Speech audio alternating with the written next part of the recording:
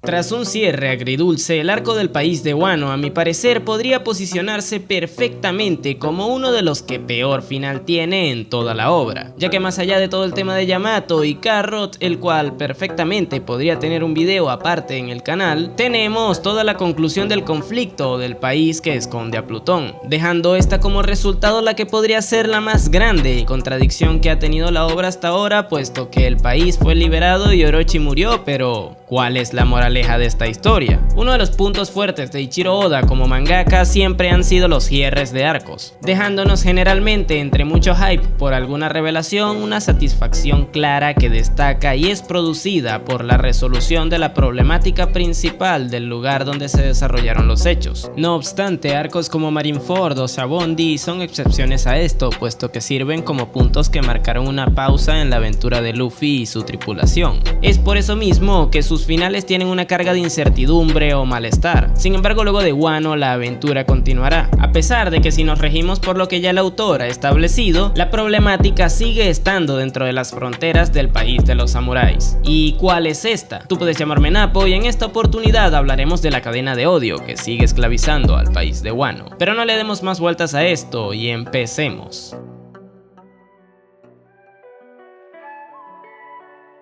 Lo primero que tenemos que hacer es comprender cuál es la dichosa cadena de odio de la que estoy hablando. Y esta no es más que la lucha que han tenido durante tanto tiempo los clanes Kozuki y Kurosumi, teniendo como principales representantes en este arco a Orochi, de parte del clan Kurosumi, y a la familia de Oden por parte de los Kozuki. Ambos bandos venían arrastrando una problemática proveniente de sus generaciones anteriores, en la cual profundizaré un poco más adelante en este video, puesto que a día de hoy la cadena de odio está a la espera de un nuevo eslabón para continuar. Sin embargo, esta nos sirve para darnos el contexto de lo que se busca en el arco: liberar el país de un régimen liderado por Orochi y Kaido, siendo el primero quien se hizo con el control de la isla gracias a múltiples engaños, y el segundo quien derrotó deshonrosamente a Oden y que posteriormente también lo asesinó. Debido a estos sucesos, en algunos momentos la línea que separaba el derrotarlos para liberar el país y matarlos para vengar la muerte de Oden se difuminaba, dejándonos como resultado, por ejemplo, la derrota de los Vainas Rojas en la azotea. Esto, a mi parecer, es algo que mantiene el mensaje que el autor nos ha dado en arcos anteriores: la venganza siempre te llevará al fracaso, y al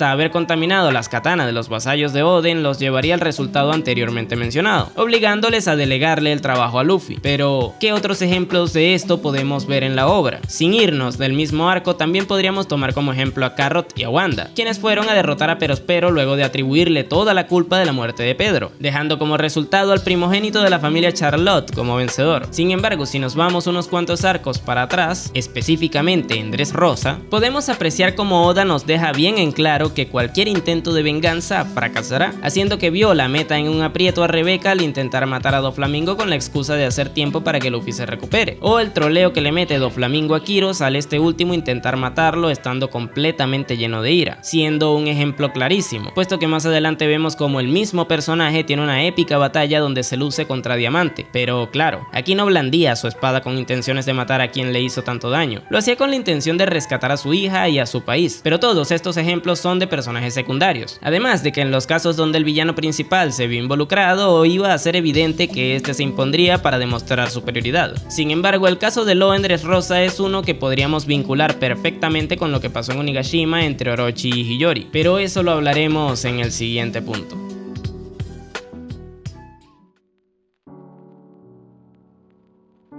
Si evaluamos la situación en la que se encontraron Law en Dressrosa y Hiyori en Wano, podríamos ubicar una gran semejanza. Ambos llegaron a estar cara a cara contra el villano de su arco con ansias de asesinarlos por un gran rencor que sentían hacia ellos, pero terminaron viéndose en la imposibilidad de hacerlo. Esto no es casualidad. Más allá del mensaje de que la venganza siempre te va a llevar al fracaso, también está el hecho de que ambos personajes debían tener un propósito adicional a esos deseos, dejando obviamente el rencor de lado para poder seguir adelante con sus vidas, y por obvias razones el hecho de mancharse las manos con sangre no iba a hacer que ese rencor desapareciese. El caso de Hiyori es complejo, porque en mi opinión sí está bien que haya estado presente en la muerte de Orochi, así como también que no haya sido ella quien lo matara. Es lógico que se viera tentada a hacerlo, al fin y al cabo es el culpable de que sus padres terminaran muriendo, pero eso solo sería agregar otro asesinato más en el historial del conflicto entre ambos clanes. Era necesario que Hiyori entendiera que no debía hacerlo, de la misma forma en que Law también lo comprendió luego de que Doflamingo le derrotara derrotara y se viera obligado a hacerse a un lado para que Luffy se encargara de la situación. La justicia no se debería aplicar a través de la venganza. En el caso de Dressrosa, Doflamingo termina derrotado, sin nada. Incluso su gran orgullo termina rompiéndose en el momento en el que alguien a quien consideraba inferior lo hace caer al estar por encima de él. Pero la clave está en que no muere. Esto de cierta manera libera a su vez a Law de ese rencor, y este, al no llevar ese peso encima, entendió que tiene toda una vida por delante para cumplir su nuevo objetivo. Por otro lado, en el caso de Hiyori, es Denjiro quien termina cortándole la cabeza a Orochi, pero en este caso el malo se fue sin ser consciente de ni siquiera una mínima parte del mal que había hecho. Cuando Hiyori lo tenía de frente debía dejárselo claro, él solo fue un títere de Higurashi, y justo cuando dejó de serlo se mantuvo en el poder solo porque a Kaido le convenía tenerlo ahí. Por la misma, cuando le dio la gana se lo quitó del medio. Orochi nunca tuvo méritos de nada, no se mereció el odio que recibió por ser un Kurosumi, pero eso jamás era una justificación para todo el daño que hizo. Sin embargo, murió siendo un ignorante de ello, y eso en parte también terminó siendo un factor que influyó en que la cadena de odio no terminara con él, puesto que no se le dio un cierre a toda esta situación. Murió, sí, pero ¿qué deja esa muerte? En la obra hay una muerte muy buena que se ve involucrada con el rencor, y esa es la de Fisher Tiger, aunque este no fue un personaje malo, ni mucho menos. El hecho de que no haya dejado el rencor de lado al negarse a recibir la transfusión de sangre de humanos, y que le haya pedido a sus subordinados que dejaran toda esa situación así y que nadie se enterara de quienes lo mataron, marcó profundamente a Jinbe y al resto de los Piratas del Sol, dejando así muy mal parada la conclusión de la problemática entre clanes. El difunto capitán Gyojin decidió quedar como el último eslabón de esa cadena por decisión propia. Claramente Orochi no iba a hacer lo mismo, pero el hecho de que muriera siendo consciente de que solo era un eslabón más, en lugar del centro de un mundo que él creyó que le debía todo solo por lo que pasó en su infancia. No obstante, su muerte sí que influenciará a las nuevas generaciones, pero no de buena manera, y de eso hablaremos en el siguiente punto.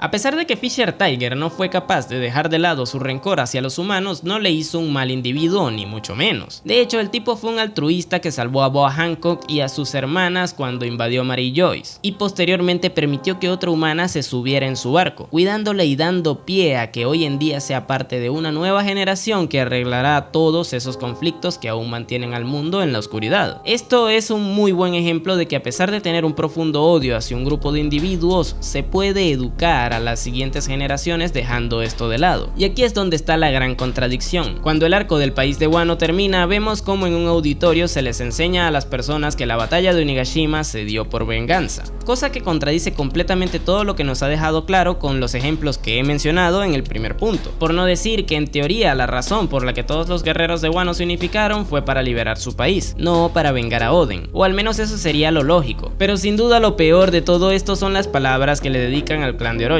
Cuando se comenta que el mejor Kurosumi es aquel que está ardiendo, se está condicionando un grupo de personas por el simple hecho de llevar un apellido que claramente no pueden escoger. Es como que digan que los Sánchez están destinados a ser aniquilados. Pero esto tiene un contexto, ya que el sentido que Hiyori le da a la frase es una especie de réplica a Orochi, referenciando el dicho que siempre decía su padre. Sin embargo, más allá de que el caso no es el mismo, puesto que Oden al momento de su muerte lo dijo refiriéndose a sí mismo y no a alguien más, a diferencia de Hiyori, que claramente se refiere a Orochi y, si me apuran, también a Kanjuro, esto pierde la validez al momento de generalizar con el apellido, ya que en la época en que el abuelo de Oden era el shogun de Wano, los Kurosumi tenían asignado una región del país en donde su líder era el daimyo de esta. Quien estuvo en ese puesto intentó asesinar al resto de daimyos de Wano y al shogun para quedarse con el poder de todo, pero falló al intentarlo, y el shogun dio la orden de que el líder cometiera seppuku. Pero además de eso, también mandó a asesinar al resto de miembros de su clan, entre ellos culpables e inocentes del atentado en su contra. Vamos, un genocidio a toda regla. Esto ocasionó que personajes como Orochi, Higurashi y el viejo ese raro que siempre andaba con ella tuvieran que escapar y generaran un profundo odio hacia los Kozuki. Y aunque desconozcamos si la pareja de viejos estuvieron involucrados en el atentado, Orochi no tuvo la culpa de esto, pero tampoco Hiyori ni Momonosuke, por lo que enseñar esto al público no iría en contra del shogunato actual. Se supone que al dejar esa cadena de odio de lado también se debe concienciar diferenciar al respecto. Y aunque todos los adultos tengan razones de sobra para no querer ver el apellido Kurosumi ni en pintura, los niños pueden ser educados sin tener que cargarlos con ese rencor. Y el mismo Oda lo ha demostrado antes, con Otohime en la isla Gyojin, al